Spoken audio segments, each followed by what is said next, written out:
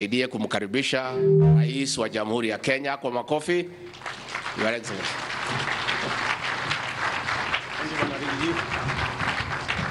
Asanteni sana, asanteni sana. Tafadhali tuketi chini jameni. Asanteni sana. Naona kuna dunia mpaka kule nyuma. Bwana Yesu asifiwe.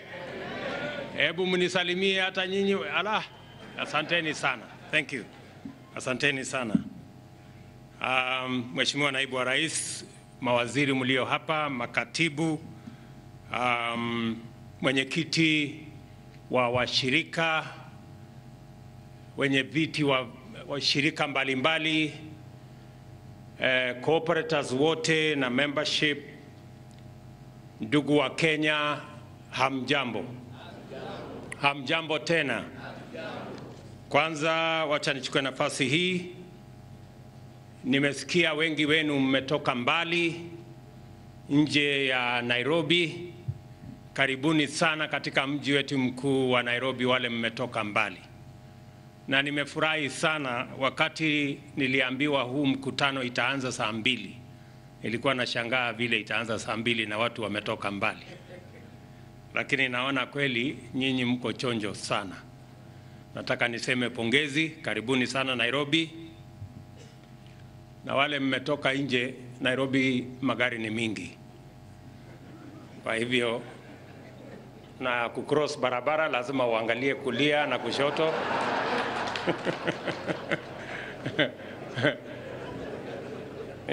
Mimi sitaki kusikia mtu aligongwa na pikipiki ama na gari.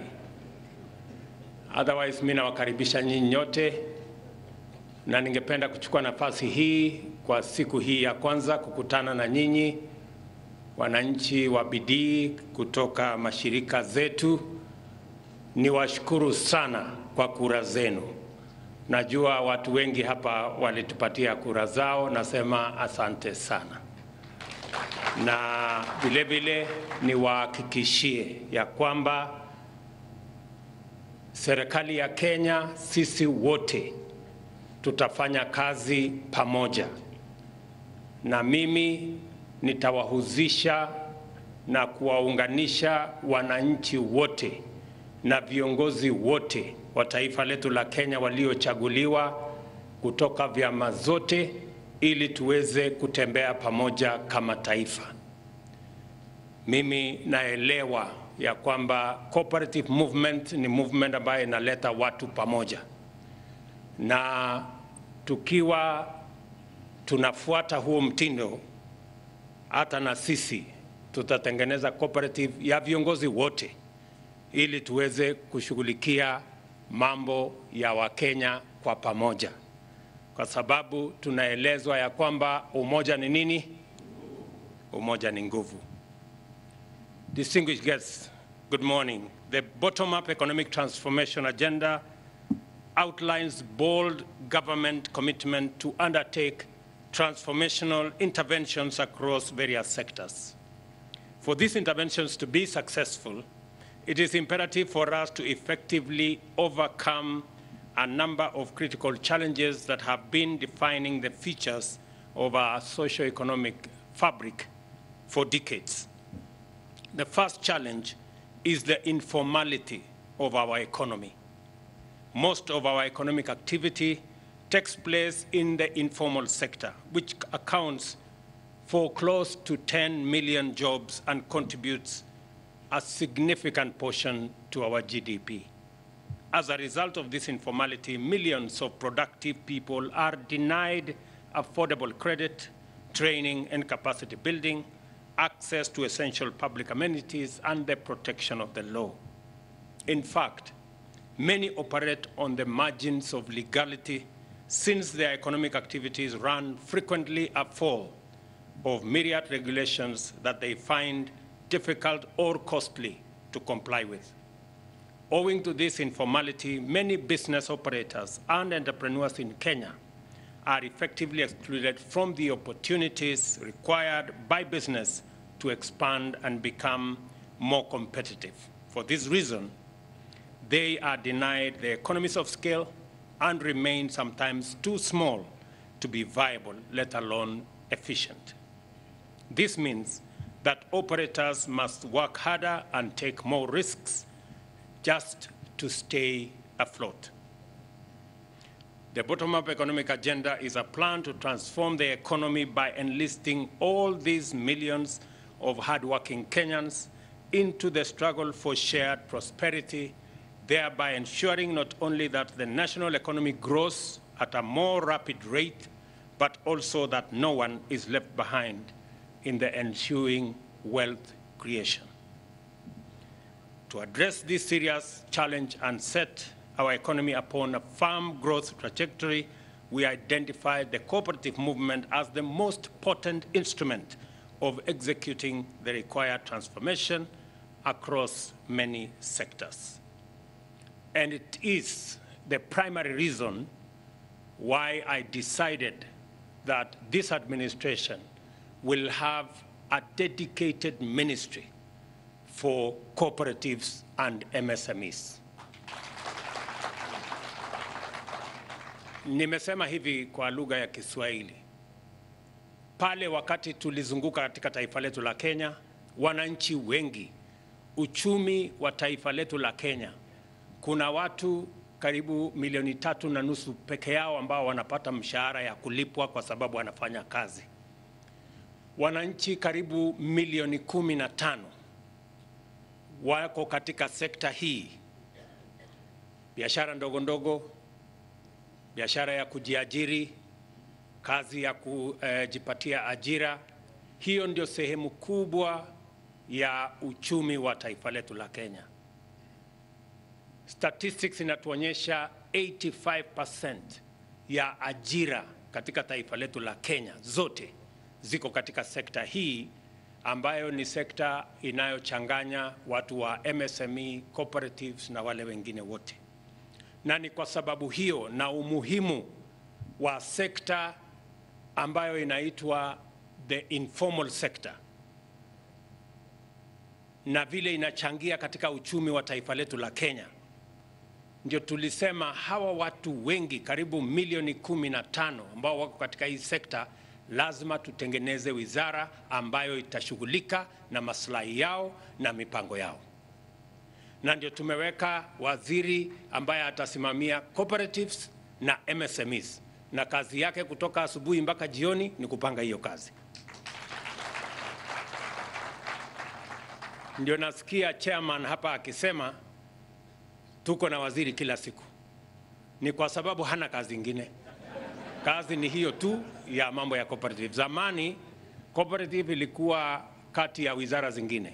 Mara ilikuwa kwa wizara ya kilimo, siku nyingine ilikuwa kwa wizara zingine, lakini mwaka huu ama katika awamu hii ya serikali ya 2022 mpaka 2027, mimi nimesema ya kwamba tutaweka wizara ambayo itashughulika, kwa sababu sekta hii ni ya muhimu sana katika uchumi wa taifa letu la Kenya.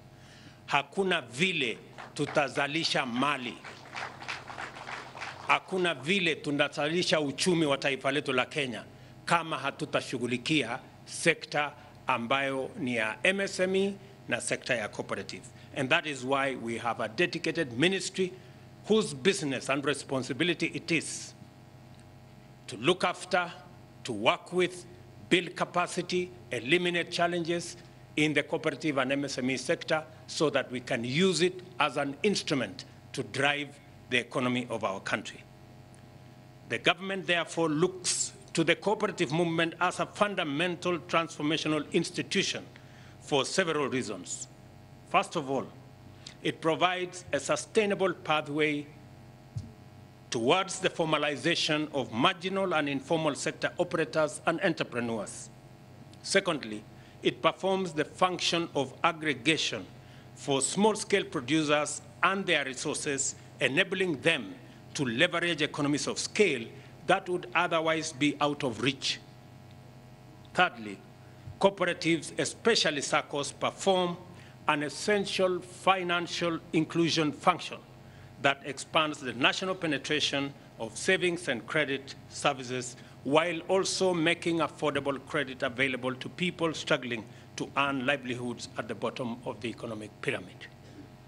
Na ndio hiyo ndio tumesema, hii sekta hii ya cooperative ni ya muhimu kwa sababu inaleta washirika pamoja. Na mkiona katika budget yetu ya mwaka huu, tumeweka pesa nyingi katika value chains ambayo inawahusisha washirika. Tumeweka pesa katika dairy and leather kwa sababu ni ya muhimu. Tuko na watu wengi ambao katika hiyo sekta.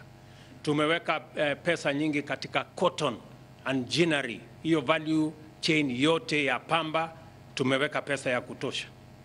Tumeweka pesa katika value chain ya chai, tumeweka pesa katika value chain ya kahawa, tumeweka pesa katika value chain ya mambo ya fisheries kwa sababu tunaamini ya kwamba hizo sekta zote zikifaulu, cooperative movement itafaulu na vile vile uchumi wa taifa letu la Kenya itafaulu. By all accounts, all these are vital functions for the economy since no transformation at all is possible without it. They are indispensable in facilitating upward social and economic mobility of large numbers of Kenyans, driving rural wealth creation and accelerating poverty reduction. The cooperative movement also harnesses our nation's defining collectivist social-cultural and political ethos as the engine of economic progress in numerous value chains, including dairy, coffee and tea, maize and rice, edible oils, leather garments and textile, artisanal mining, artisanal fishing and horticulture, as well as housing. On this Ushirika Day, therefore, I am immensely delighted to be here with you as we reflect on the fundamental social and economic role played by a sector that serves as this nation's silent but powerful engine of transformation. The success of cooperatives is a testament of the power of aggregation and inclusion in the true spirit of our national motto, Harambee. In recognition of the cooperative movement's immense contribution and the transformative opportunities that come with it, the government is committed to supporting the sector through institutional reform measures, including the harmonization of legislation governing various crops, with the aim of reducing the cost of production, thereby boosting production and competitiveness. For the dairy sector, investment in preservation and processing infrastructure are aimed at building up the country's capacity to export to our region as well as the broader African market. The modernization of the Kenya Cooperative Creameries will ensure its efficiency, enable it sustainably manage milk market glut and converting excess milk into powder, thereby stabilizing prices. Na wacha niseme hapo ya kwamba kwa sekta hiyo ya dairy tumekuwa na mjadala mkubwa kuhusu mambo ya maziwa, na nilitangaza juzi ya kwamba katika mpango wetu kama serikali ya kusaidia sekta ya dairy tuko na pesa karibu shilingi bilioni 8 ambayo tumefanya ushirika na serikali ya Poland, na kuanzia mwezi wa 8 tutatekeleza hiyo mpango ambayo itahakikisha ya kwamba wakulima wetu wa dairy ambayo bado wana maziwa yao inaharibika kwa sababu hawana mahali ya kufanya aggregation, hawana milk cooling plants. Tutapata milk cooling plants 650 ambayo tumeweka mpango ya kuhakikisha kwamba itafika katika kila county. Tunajaribu kuhakikisha kwamba katika kila ward kutakuwa na milk chilling plant ambayo itasaidia wakulima ili maziwa yao isiharibike wakati wanaendesha biashara yao na wakati wanapanga vile watapata bei ya sawasawa na vile hiyo maziwa itafanywa aggregation, ili tuhakikisha kwamba Kenya kwa sababu vile nilitangaza tunataka kuongeza ile mapato kila mwaka tunapata karibu lita bilioni 5 ya maziwa. Mpango yetu ni kuongeza mapato ya maziwa kutoka bilioni 5 mpaka bilioni 10. We want to double our production of milk. Kwa sababu vile niliwaeleza, tuko na soko kubwa katika bara letu la Afrika. Maziwa ambayo inakunywa katika bara letu la Afrika inatoka New Zealand, inatoka Australia, na sisi tuko hapa karibu. Itakuwa ni makosa makubwa sana kama ndugu zetu wa Afrika watakunywa maziwa kutoka New Zealand, na sisi, na New Zealand ni almost 10,000 kilometers, na sisi tuko hapa kilomita 1,000, kilomita 500. Na niliwaambia tuanze na soko ya DRC hapa.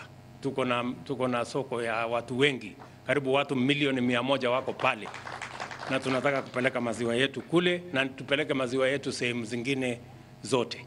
Na katika budget hii tumeondoa ushuru kwa chakula ya ng'ombe ama chakula ya mifugo, na tumesema vile vile mambo ya vaccines ambayo tunatumia kwa mifugo yetu tumeweka tumeweka incentive ya wale ambao wanataka kutengeneza vaccines ambazo tutatumia, madawa ambayo tutatumia kwa mifugo yetu.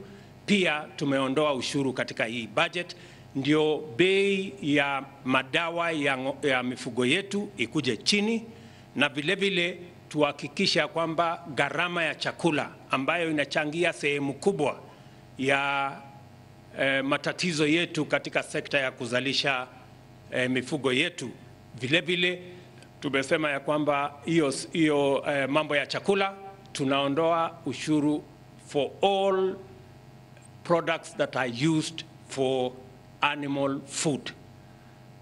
Na naamini ya kwamba hiyo mpango itatusaidia kuhakikisha kwamba we are growing that sector. Under a highly collaborative a highly promising cooperation between the county governments, we are setting up aggregation and distribution centers for storage, value addition and marketing of agricultural products. Wacha niseme kwa Kiswahili ndio tuelewane vizuri.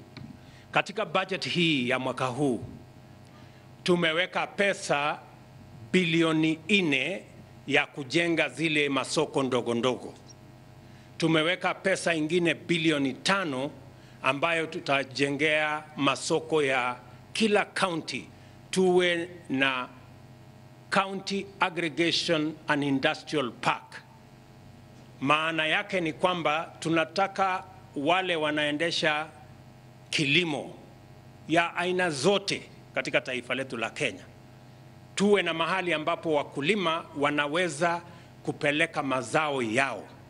Na katika County Aggregation and Industrial Park tutahakikisha ya kwamba kuna mahali ya storage, kuna mahali ya cold room, kuna sehemu ambayo itafanyiwa value addition, kuna mahali itafanyiwa agro processing, na baadaye tunataka private sector wakuje wafanye manufacturing katika kila County Aggregation and Industrial Park, ndio wakulima waongeze dhamana ama waongeze value kwa mazao yao, ili pesa wanayopata kutoka mazao yao ya kilimo iongezeke, na vile vile tupate mazao ambayo tuta export katika sehemu zingine za taifa letu ama za taifa letu, na vile vile katika sehemu zingine katika bara letu and outside, ili kilimo iweze kuweka pesa kwa mifugo ya wakulima na wananchi wote. And therefore tumekubaliana na county government, na nyinyi kama cooperative nataka msikize vizuri, kwa sababu nyinyi ndio mtatumia hizo facilities. Tungependa ile soko tunajenga katika kila constituency ama sub county, tunataka hiyo soko iwe mahali ambayo nyinyi kama watu mnayoendesha cooperative, those markets in every sub county and the county aggregation and industrial park in every county should be managed by cooperatives. nyinyi ndio mtazisimamia, kwa sababu ile biashara inaendelea pale, kama ni ya avocado, kama ni ya chai, kama ni ya kahawa, kama ni ya mchele. Hiyo biashara yote ambayo inaendelea pale ya mazao yenu, nyinyi ndio mtakuwa mstari ya mbele kuhakikisha ya kwamba wale watu ambao wanatusumbua kama brokers na makatel na wale wengine, hakuna haja sasa ya kwenda kuwasumbua wakulima. Tunawaambia tukutane sokoni ndio tupige bei na nyinyi tukiwa pamoja.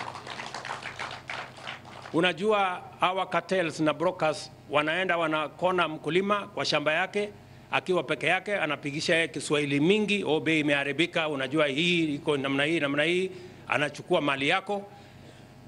Mwisho mkulima ambaye amehangaika miezi 6 mwaka moja akichunga mazao yake anapata pesa kidogo kuliko ule broker amekuja pale kwa masaa ama kwa siku 2, ametengeneza pesa nyingi kuliko mkulima. So ndio tunasema sasa tutaweka mazao yetu, tunakamilisha ujenzi wa masoko katika kila sub-county, na tunakamilisha tumeanza the first 14 counties. Mtatuona tukitembea huko tukizianzisha zijengwe. Tunataka in the next 1 year tuwe na county aggregation and industrial park, mahali wakulima wetu watapanga mambo yao na mazao yao. Hiyo mazao tupate mahali pazuri pa kuhakikisha kwamba kuna storage. Kama inahitaji cold rooms, tuwe na cold rooms sehemu ile. Alafu baadaye ile inataka kufanyiwa value addition, tufanye value addition. Ndio tuuze mazao yetu kwa bei ambayo itamfaidi mkulima zaidi ya wale wanaofanya biashara. Kwa sababu mazao kwanza ni ya mkulima. Yule ambaye anakuja kufanya biashara pale apate sehemu yake, lakini iwe sehemu ndogo kuliko ile mkulima anapata. That is our plan. Ndio tuhakikisha kwamba mkulima anafaidika na jasho yake. Mahali amehangaika shambani kwa miezi ama miaka, apate haki yake, and that is the power of aggregation. Nimeshamwambia waziri ambaye anahusika na mambo ya trade, Mheshimiwa Kuria, ya kwamba na tumefanya mkutano na county governments wote na tumekubaliana ya kwamba safari hii mambo itaelekea kwa wakulima, na tutahakikisha kwamba tunawasaidia wakulima katika harakati hiyo. Nimesema vile vile katika sekta yetu ya mambo ya maziwa tunaweka mpango ya milk cooling plants, kwa sababu nia yetu is to double the milk production in Kenya so that we can export milk and increase our exports as a percentage of GDP. Vile vile kwa mambo ya kahawa nilitangaza wakati nilikuwa Meru ya kwamba KPCU ambayo imekuwa na matatizo pale mbeleni, sasa tumeweka pesa katika hii budget ya kufanya refurbishment ya kule Meru, hapa Sagana na sehemu zile zingine. Tuhakikishe ya kwamba mambo ya kahawa tuongeze, na tulikubaliana kama serikali ya kwamba tunaongeza pesa. Mkiona katika hii budget tumeweka pesa ya mbolea ya wakulima wa chai, mbolea ya wakulima wa kahawa, mbolea ya wakulima wa mahindi, ngano, mchele na hiyo ingine yote, na tumeweka mpango maalum. We have registered all farmers. 5.1 million farmers are now on our database. Na tumekubaliana ya kwamba hiyo mpango tutashirikiana na county governments ili mbolea ipatikane mahali karibu na wakulima. Tunajua ya kwamba wakulima bado wanaenda mbali kidogo kwa sasa katika ile masto ya National Cereals and Produce Board. We want to take it down so that we can serve farmers better. Tunataka kuongeza mapato yetu kwa mambo ya kahawa. Saa hizi mti mmoja inatupatia kilo 2. Nchi zingine wanapata karibu kilo 7, kilo 8, kilo 10. Tutawasaidia wakulima wetu wa kahawa. Tunataka tuwaongezee mbolea ambayo imefanyiwa utafiti ili tuongeze kilo yetu kwa mpango yetu ya mwaka mmoja to 5 kilos.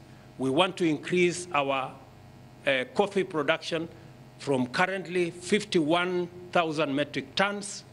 In 1 year, we want to raise that to 80,000 metric tons. And in 5 years, we want to raise it to 200,000 metric tons. Mimi nawashukuru wakulima wengi, nimeona katika sehemu mbalimbali watu wameanza kurudia mmea wetu wa kahawa.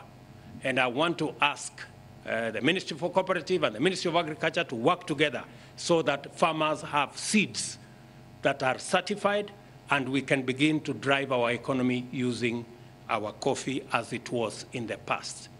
And we want to make sure, as the Deputy President and the Minister said, that we tighten the regulation to make sure that the cooperative movement provides leadership, provides aggregation, so that we can better serve farmers.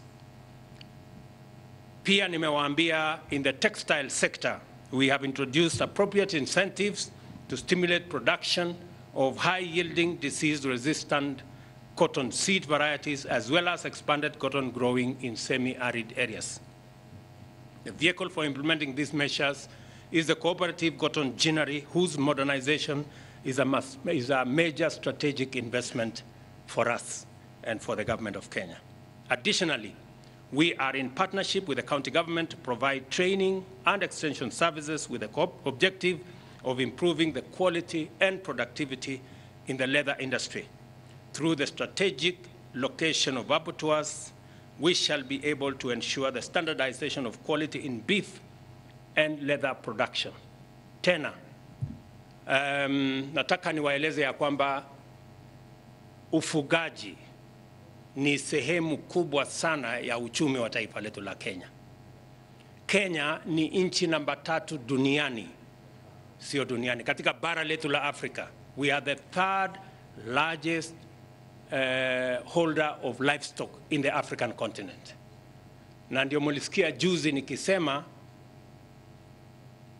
katika budget hii tumeweka karibu shilingi bilioni 2.5 katika sehemu ya leather, kuhakikisha ya kwamba ile ngozi yote ambayo saa hizi inaharibika, ingine inakuliwa na umbwa, ingine inatupwa, ingine watu wanatumia kulalia na mambo ingine ambayo namna hiyo. Sasa tumekubaliana ya kwamba tunaweka pesa katika the whole leather value chain. Na nimesema Kenya kwa sasa tunaagiza viatu milioni 15 kila mwaka. Hiyo viatu milioni 15, tukikamilisha mpango tuko naye, hatutakuwa tunaagiza tena kutoka nchi za nje. Na nimesema ndani ya miaka 2-3, ndani ya mwaka 2-3 tutakuwa tumekamilisha mpango yetu na hatutakuwa tena tunaagiza viatu kutoka nje ama leather products. Vijana wetu ambao tumewatrain katika taifa letu la Kenya watafanya kazi hiyo ya kutushonea leather products, kuanzia viatu, bags na nini.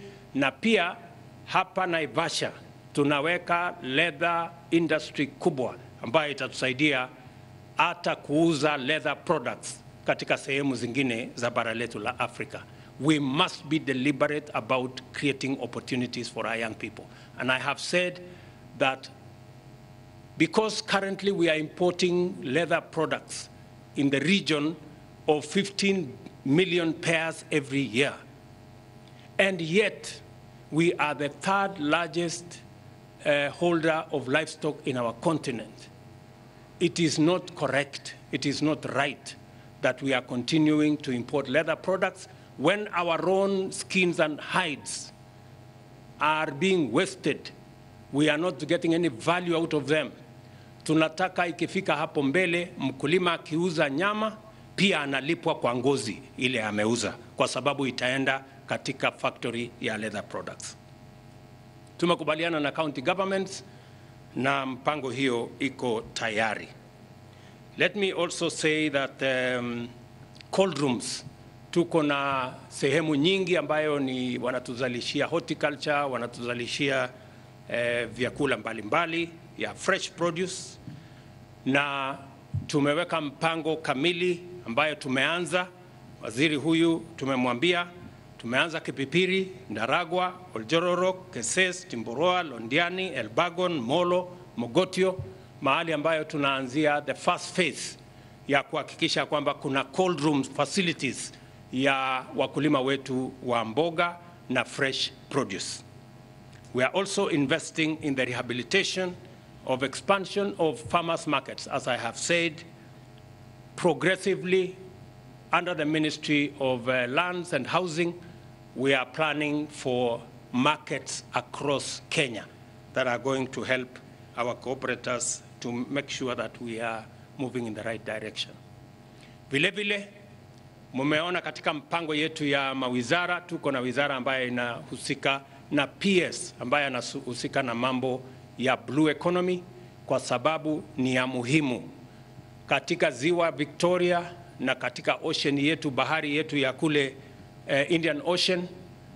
Pia tumeweka mpango kamili, tunakamilisha the Liwatoni, tumeweka pale karibu shilingi bilioni 1 katika budget hii kuhakikisha kwamba tunakamilisha hiyo soko. Imejengwa siku nyingi na processing ya fish na fish products. Tuhakikisha kwamba zaidi ya bilioni 120 ya blue economy resources ambayo inakuwa harvested na watu ambao hatuwajui ni nani, sasa tutakuwa tunazitumia ama tunaziharvest kama Republic of Kenya, because that potential belongs to the people of Kenya.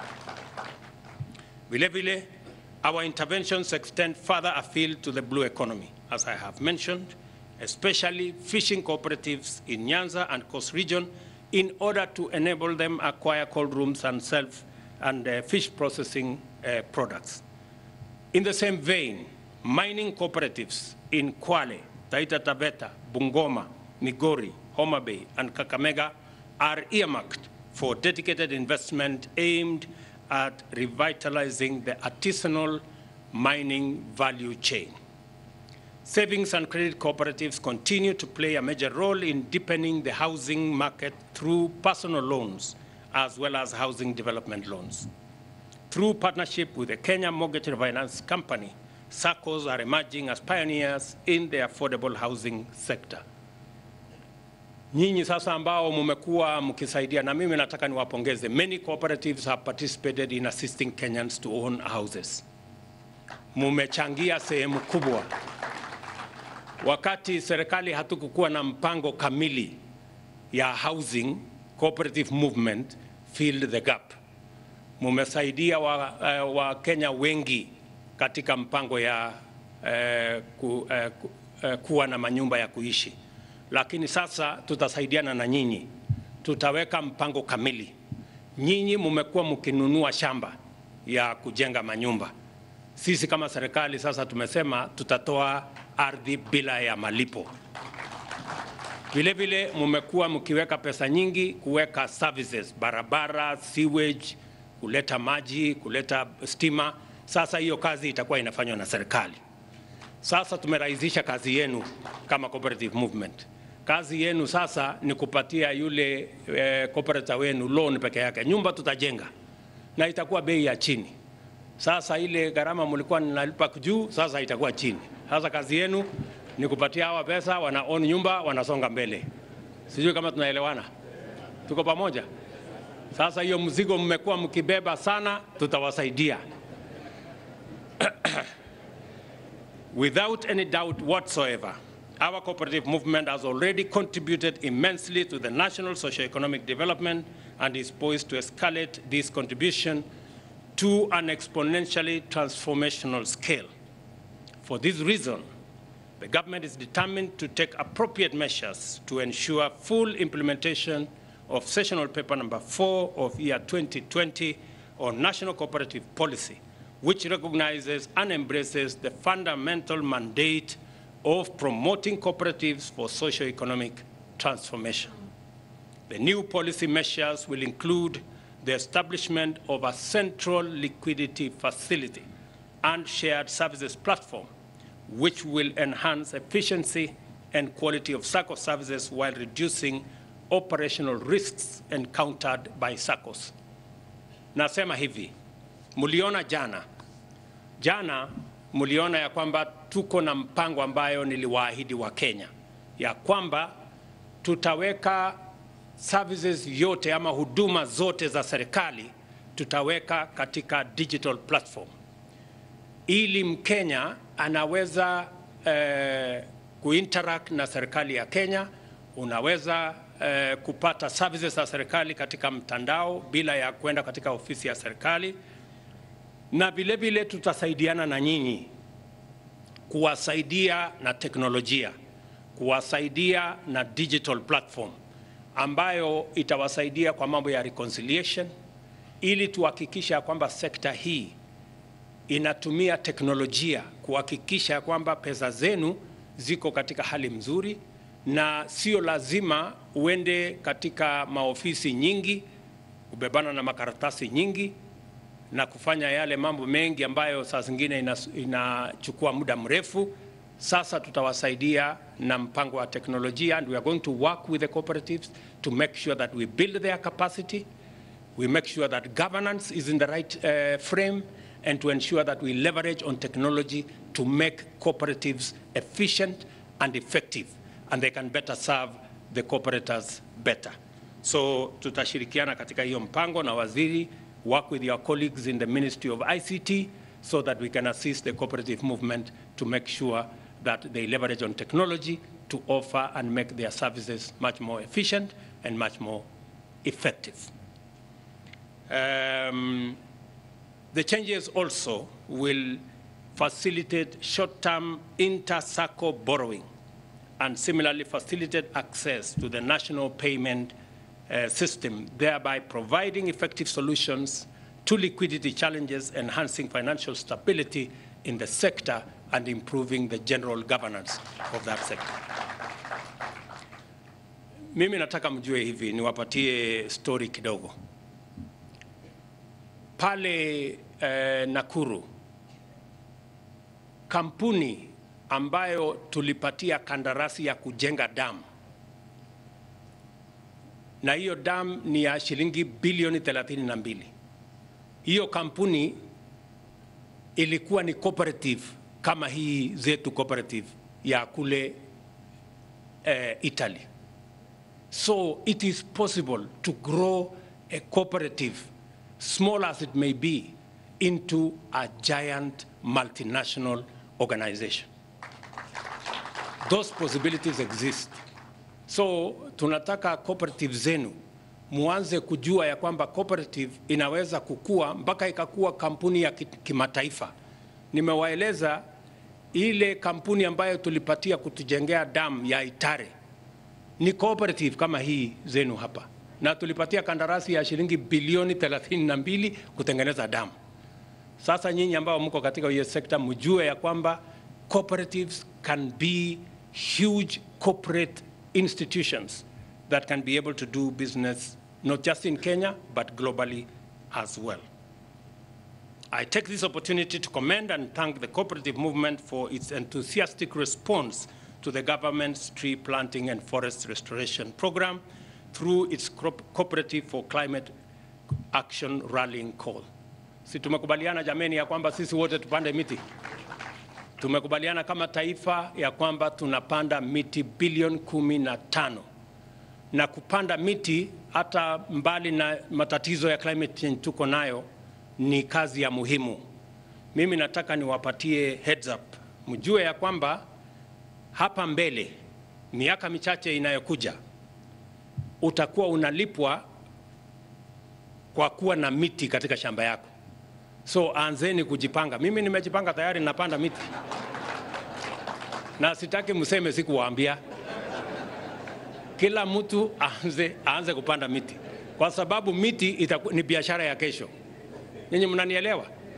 Na sio ya kwamba ati utauza miti, hapana, utalipwa tu kwa kuwa na miti katika shamba yako.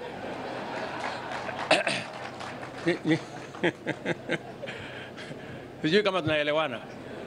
So hii mpango tupande miti, kila mtu apande miti kwake. Sababu ya sisi kusema tunapanda miti ni kwa sababu dunia mzima tuko na changamoto kubwa ya kubadilika kwa mazingira. Nimekuwa wiki hii ama wiki iliyopita nilikuwa mkutano mkubwa wa kimataifa kule Paris kule Ufaransa. Na mkutano huo ni mkutano unaojadili mambo ya climate change. Na ndio mimi nataka niwaeleze wa Kenya tupande miti, kwa sababu miti ni biashara vile vile. Hapa mbele, nawaambia tena, hapa mbele watu watakuwa wanalipwa pesa kwa kuwa na miti katika shamba zao. Mimi najipanga kupanda.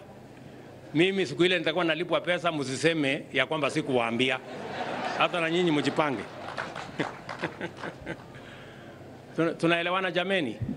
So tushughulike, mkulima, wale watu wengine wote, na tumeweka mpango maalum kama serikali.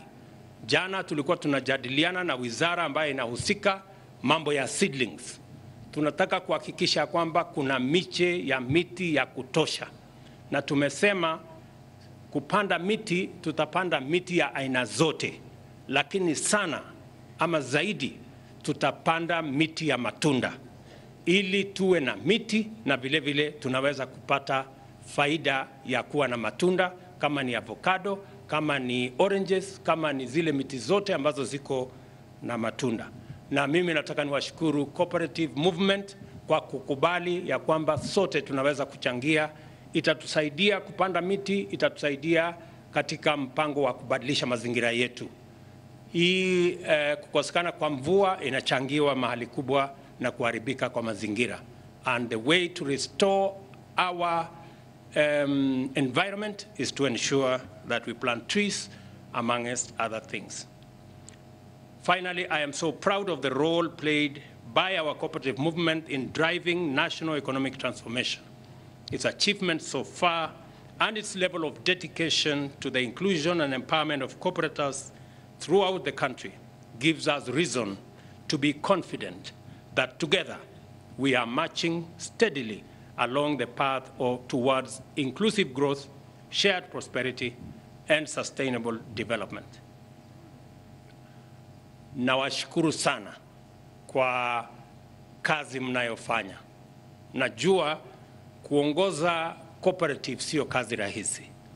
Tumewaeleza hapa, tutawasaidia kama serikali to build capacity, to train leaders. Saa zingine viongozi wengine wanafanya makosa sio kwa kupenda, ni kwa kukosa kuelewa. So tutawasaidia kama serikali kuhakikisha kwamba we build the capacity of members of cooperatives, of leaders in the cooperative movement, of managers in the cooperative movement, so that we can have the chance to make sure that our cooperative movement that is so progressive, that is so successful, continue to carry the high flag that they carry for us in our continent and globally. So tutasaidiana na nyinyi, and that is the reason why we have a Ministry of Cooperative to assist the cooperative movement, build their capacity in leadership, assist them with policy formulation that will support this movement, and also ensure that the cooperatives and what they do and the base which they operate from, whether it is in the economic sector or it is in the productive sector, whether it is tea, coffee, leather, dairy, zote, because when the sectors are doing well, the cooperatives will do well as well. I therefore wish you all success in your noble undertakings. I wish you God's blessings as you continue with what you're doing. Na nawatakia heri wakati mtarudi nyumbani. Pelekeni salamu zetu nyingi. Tunawatakia heri na baraka ya Mungu. Asanteni sana.